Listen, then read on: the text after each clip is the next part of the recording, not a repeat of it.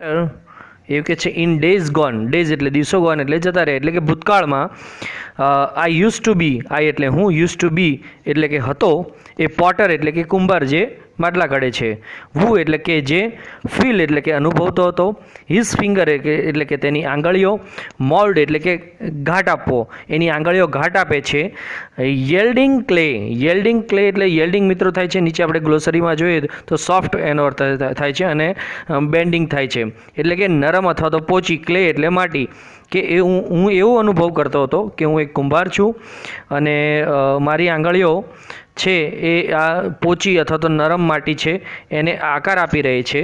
Two pattern એટલે થાય છે આકાર આપવો, ઓન હિઝ વ્હીલ્સ, હિઝ એટલે તેના, વ્હીલ્સ એટલે પૈડું, એટલે અહીંયા વ્હીલ્સ એટલે મિત્રો થશે ચાકડો, કે હું ભૂતકાળમાં એક કુંભાર હતો અથવા તો માટલા ઘડનાર હતો કે જે એવું અનુભવતો હતો કે એની આંગળીઓ છે એ આ નરમ માટીને આકાર આપી રહી છે ચાકડા ઉપર.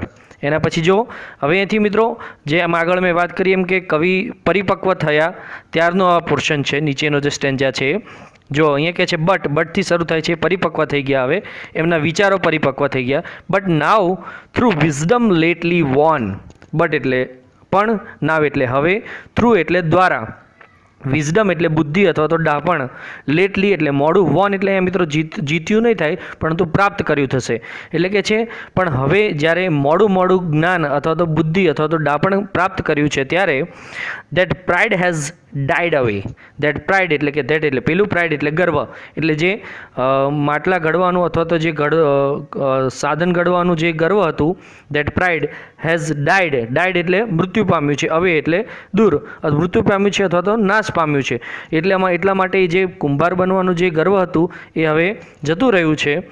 આઈ have ceased to be the potter, I એટલે મેં, હેવ એટલે આઈ હેવ ઇટ, સીઝડ એટલે કે સ્ટોપ, સીઝડનો અર્થ થાય છે સ્ટોપ એટલે કે બંધ કર્યું છે અથવા તો સ્ટોપ કરી દીધું છે, હવે મેં બંધ કરી દીધું છે. ટુ બી એટલે બનવાનું, પોટર એટલે કુંભાર, હવે મેં કુંભાર બનવાનું બંધ કરી દીધું છે. And I have learn to be the clay, and એટલે અને, હેવ લર્ન એટલે શીખ્યો છું અથવા તો પ્રયત્ન કર્યો છે શીખવાનો, ટુ બી એટલે બનવાનો, ક્લે એટલે માટી, એટલે કે હવે મેં કુંભાર બનવાનું ભૂલી ગયો છું અથવા તો બંધ કરી દીધું છે, એન્ડ હવે મેં માટી બનવાનું શરૂ કર્યું છે. એના પછી નેક્સ્ટ સ્ટેન્જામાં જો આપણે જોઈએ, here you can see into the next stanza what happens, see that the next stanza saying, in other days I use to be a poet through the whose pen, in એટલે માં, અધર days એટલે કે બીજા દિવસોમાં, એટલે કે ભૂતકાળની જ વાત છે મિત્રો, કે બીજા દિવસોની અંદર આઈ યુઝ ટુ બી એટલે કે આઈ એટલે હું, યુઝ ટુ બી એટલે કે હતો, એ પોએટ એટલે કે કવિ, એક કવિ હતો, થ્રુ એટલે ના દ્વારા, વૂઝ એટલે કે જેની, પેન એટલે પેન, ઇનનંબરેબલ એટલે થાય છે મિત્રો અસંખ્ય અથવા તો ગણી ન શકાય એવું, કે હું ભૂતકાળની અંદર એક એવો કવિ હતો કે જેના પેન દ્વારા ઇનનંબરેબલ સોંગ્સ વુડ કમ, સોંગ્સ એટલે કે ગીતો, પરંતુ અહીંયા કવિ છે પોતે કવિના શબ્દોમાં લખે છે એટલે એને કાવ્ય ગણશું આપણે એને, કે ભૂતકાળની અંદર હું એક એવો કવિ હતો કે જેની પેન દ્વારા ઇનનંબરેબલ એટલે અસંખ્ય કાવ્ય એટલે કે સોંગ્સ અથવા તો ગીતો, વુડ કમ આવતા હતા એટલે કે બનતા હતા જેની પેન દ્વારા, to win the hearts of men, to win એટલે જીતવા માટે, હાર્ટ્સ એટલે હૃદય, ઓફ મેન એટલે માણસોના, લોકોના, કે હું ભૂતકાળની અંદર એક એવો કવિ હતો કે જેની પેન દ્વારા અસંખ્ય કવિતાઓ લખવામાં આવતી હતી અથવા તો બનાવવામાં આવતી હતી લોકોના હૃદય જીતવા માટે. બટ નાવ જો અહીંથી હૃદય પરિવર્તન થાય છે અથવા તો એના વિચારો બદલાય છે કવિના. Through new got knowledge, through એટલે દ્વારા, ન્યૂ એટલે નવું, ગોટ એટલે પ્રાપ્ત થયેલું, નોલેજ એટલે જ્ઞાન, પરંતુ હવે જ્યારે કોઈ નવું જ્ઞાન પ્રાપ્ત થયું છે, which I had not had so long, which એટલે કે જે, આઈ હેડ નોટ એટલે કે ન હતું, કે આની પહેલાં મને એ જ્ઞાન ન હતું, સો લોંગ એટલે ઘણા સમય સુધી, જ્યારે આ જ્ઞાન જે અત્યારે નવું પ્રાપ્ત થયું છે એ મારા ભૂતકાળમાં ન હતું, એટલા માટે I have ceased to be the poet, I have ceased એટલે સ્ટોપ કર્યું છે, એટલે હવે મેં ટુ બી એટલે બનવાનું, પોએટ એટલે કવિ, એટલે કે હવે મેં કવિ બનવાનું બંધ કર્યું છે અથવા તો સ્ટોપ કર્યું છે. And I have learn to be the song, and I have એટલે લર્ન એટલે શીખ્યો છું. હવે હું શીખ્યો છું ટુ બી એટલે બનવાનું, સોંગ એટલે ગીત અથવા તો કાવ્ય. હવે મેં કવિ બનવાનું છોડીને કાવ્ય બનવાનું અથવા તો ગીત બનવાનો પ્રયત્ન કર્યો છે અથવા તો હું શીખ્યો છું. મિત્રો, the changes of the two strangers we can see the thought.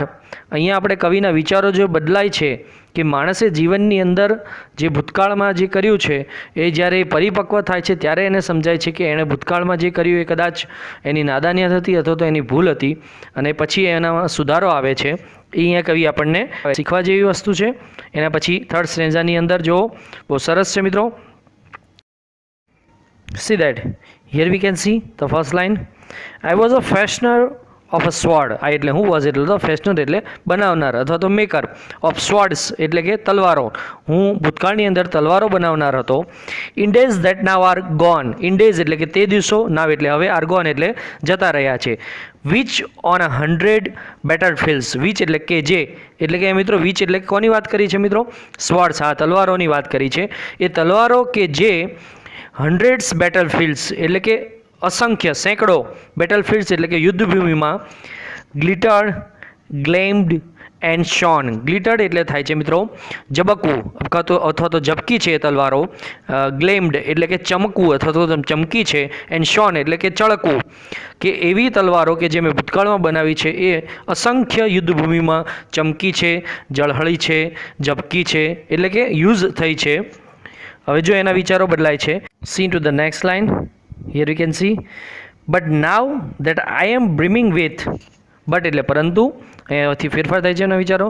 નાવ એટલે હવે, that કે જે, આઈ એમ બ્રિમિંગ એટલે કે આઈ એટલે હું, એમ બ્રિમિંગ એટલે છલકાઈ રહ્યો છું, વિથ એટલે વડે. શેના વડે હું છલકાઈ રહ્યો છું? The silence of the lord. Silence એટલે શાંતિ, ઓફ એટલે ની, લોર્ડ એટલે ભગવાનની અથવા તો ઈશ્વરની. કે જ્યારે હું હવે ઈશ્વરની શાંતિથી છલકાઈ રહ્યો છું. I have ceased to be a sword maker. આ એટલે મેં, હેવ સીઝડ એટલે કે સ્ટોપ કર્યું છે, બંધ કર્યું છે. ટુ બી એટલે બનવાનું, સ્વોર્ડ મેકર એટલે તલવાર બનાવનાર એટલે કે હવે મેં તલવાર બનાવનાર બંધ કર્યું છે અથવા તો તલવાર બનાવવાનું બંધ કર્યું છે. And I have learn to be the sword. અને આઈ હેવ લર્ન એટલે કે હું શીખ્યો છું, ટુ બી એટલે બનવાનું, સ્વોર્ડ એટલે તલવાર, અને હવે હું તલવાર બનવાનું શીખ્યો છું. એના પછી નેક્સ્ટ સ્ટેન્જામાં see that. Here we can see, in bygone times I use to B.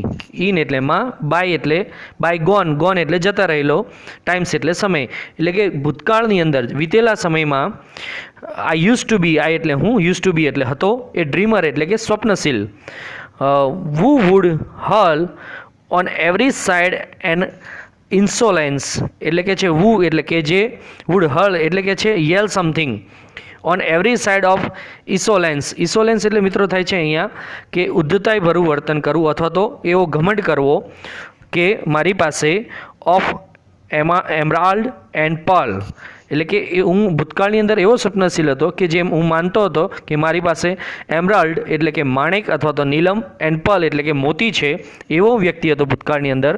But now, but એટલે પરંતુ, નાવ એટલે હવે, દેટ આઈ એમ નીલિંગ, આઈ એટલે હું, એમ એટલે છું, નીલિંગ એટલે ઘૂંટણિયા પર એટલે કે હવે જ્યારે મને ભાન થઈ હું જે વસ્તુનો ઘમંડ કરતો હતો પરંતુ હવે મને ભાન થઈ અને હું ઘૂંટણિયા પર છું. At the feet of the supreme. At the feet એટલે ચરણોમાં, ઓફ એટલે ના, સુપ્રીમ એટલે મિત્રો અહીંયા છે સર્વશક્તિમાન પરંતુ થાય છે ઈશ્વર, ભગવાન. હવે હું ભગવાનના ચરણોમાં છું એટલા માટે I have cease to be the dreamer. I એટલે મેં, હેવ સીઝડ એટલે કે સ્ટોપ કર્યું છે એટલે બનવાનું, ટુ બી એટલે બનવાનું, મેં બનવાનું બંધ કર્યું છે. ડ્રીમર એટલે કે સ્વપ્નશીલ બનવાનું હવે મેં બંધ કર્યું છે. And I have learn to be the dream. અને હવે હું શીખ્યો છું ટુ બી એટલે બનવાનું, ડ્રીમ એટલે સ્વપ્ન. એટલે મિત્રો અહીંયા આપણે આ 4 સ્ટેન્જાની અંદર બટ પછી જે પણ કોઈ વિચારો છે કવિના એ બદલાવતા જોઈ રહ્યા છે. એક્ઝામની અંદર પણ બહુ ઘણું ઇમ્પોર્ટન્ટ છે. આપણે ટૂંકમાં સમજીએ તો અહીંયા જે રાઇમિંગ વર્ડ્સ છે એ પણ પરીક્ષામાં બહુ કામ આવે એવા. ફીલ અને wills, away, clay, pen, men. See that. Next long અને સોંગ એ પણ રાઇમિંગ વર્ડ્સ છે. પરીક્ષામાં પૂછાઈ શકે છે કે આ સ્ટેન્જામાંથી તમે રાઇમિંગ વર્ડ લખો. એના પછી છે ગોન, શોન. મિત્રો અહીંયા જે આપણે નેક્સ્ટ જે મેં કીધું હતું એમ કે બોર્ડની પરીક્ષામાં ઘણા બધા પ્રશ્નો પૂછાય છે. ફોર એક્ઝામ્પલ આ સ્ટેન્જાની આપણે વાત કરીએ. આ સ્ટેન્જાની તો બોર્ડની અંદર પૂછાયેલા છે આમાંથી પ્રશ્નો. ફોર એક્ઝામ્પલ એવો પ્રશ્ન પૂછાયો હતો કે in other days what would come through the poet's pen, એટલે કે બીજા દિવસોની અંદર, ભૂતકાળના દિવસોની અંદર કવિની પેનમાંથી શું આવતું હતું? તો એનો જવાબ આવે છે કે in other days innumerable of songs would come to the poet's pen. અહીંયા છે ઇનનંબરેબલ સોંગ્સ વુડ કમ. આ જવાબ હોઈ શકે છે. આ જવાબ છે જે ભૂતકાળમાં બોર્ડની પરીક્ષામાં પૂછાઈ ગયો છે. એના પછી એવો પણ આ સ્ટેન્જામાંથી પ્રશ્ન પૂછાયો, why has poet cease to be the poet, કે શા માટે કવિએ કવિ બનવાનું બંધ કર્યું? તો એનું કારણ પણ અહીંયા દર્શાવવામાં આવ્યું છે આ ફકરાની અંદર કે the poet has cease to be the poet because he has gone new knowledge.